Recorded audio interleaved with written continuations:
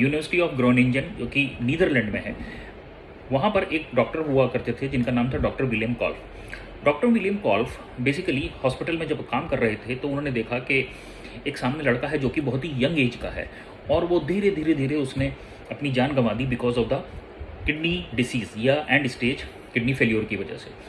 उसके बाद उन्होंने सोचा कि मैं कुछ ऐसा तैयार करूं कि ये जो किडनी फेल्योर की वजह से जो गंदगी शरीर में इकट्ठी हो गई है इसको शरीर से किसी तरीके से बाहर निकाला जाए, जिसको टॉक्सिन्स कह लीजिए या यूरिमिक टॉक्सिन्स कह लीजिए या जो अशुद्धियां हैं उन्हें शरीर से बाहर निकालने के लिए मैं कुछ ऐसा तैयार करूं कि जिससे इसको बाहर निकाला जाए और पेशेंट की हालत में सुधार हो सके। ये चीज़ उन्होंने शुरू की 1930 में, वो इस पूरे काम में लग गए। लेकिन हुआ क्या कि सेकेंड वर्ल्ड वार इरप्ट हो गया। सेकेंड वर्ल्ड वार इरप्ट होने के बाद में 1943 में बेसिकली उनको भेज दिया गया थोड़े से रिमोट एरिया में नीदरलैंड में ही, जहां वो अपना ये काम करते रहे। 1945 में क्या हुआ कि 1945 में उन्होंने सॉसेज स्किन और ऑरेंज जूस की कैन और वॉशिंग मशीन को यूज़ करके उन्होंने एक एपरेटस बनाया। वो एपरेटस बेसिकली उन्होंने यूज़ किया उन टॉक्सिन्स को रिमूव करने के लिए। उन्होंने बेसिकली उस अस्पताल में 16 मरीजों पर इसको यूज़ किया, बट कुछ ख़ास इम्प्रूवमेंट देखने को नहीं मिला। फिर उसके बाद उन्होंने यही चीज़ जब एक लेडी पर यूज़ की जो कि करीब 65 ईयर्स एज की थी, तो वो लेडी जो कि सीकेडी स्टेज 5 की पेशेंट थी और कोमा में थी, जो यूरिया बढ़े होने की वजह से जो कोमा में लोग चले जाते हैं तो उसी तरीके से वो कोमा में चली गई थी।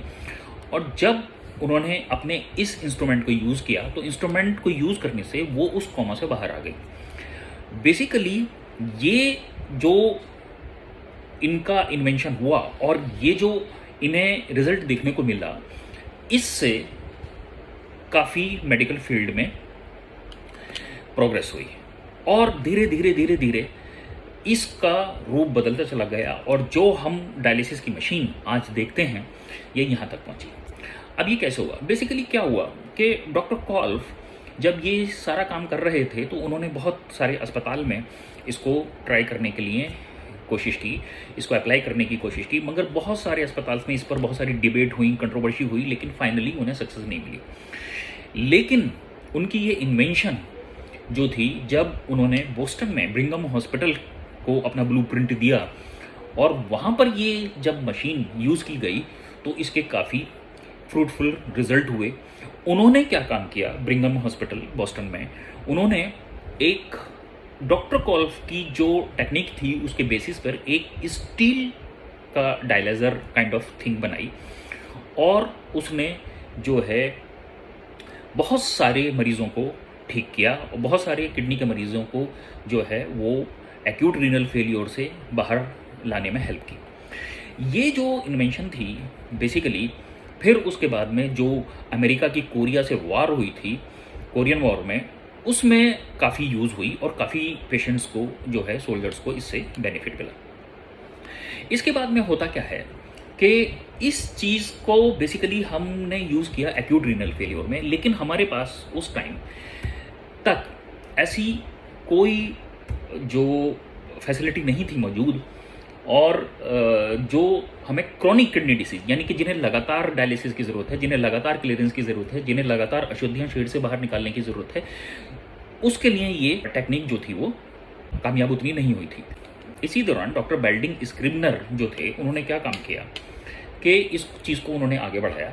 ये 1960 के आसपास की बात है। उन्होंने इस चीज़ को आगे बढ़ाया और उन्होंने एक सर्किट का प्रपोजल दिया। और वो सर्किट क्या था कि उन्होंने ये कहा कि हम जो है वो आर्टरी से ब्लड लेंगे और उसके बाद में जो है वेन में उसको जो है रिटर्न कर देंगे और उसको एक यू सर्किट काइंड ऑफ उन्होंने जो है इसको बनाया।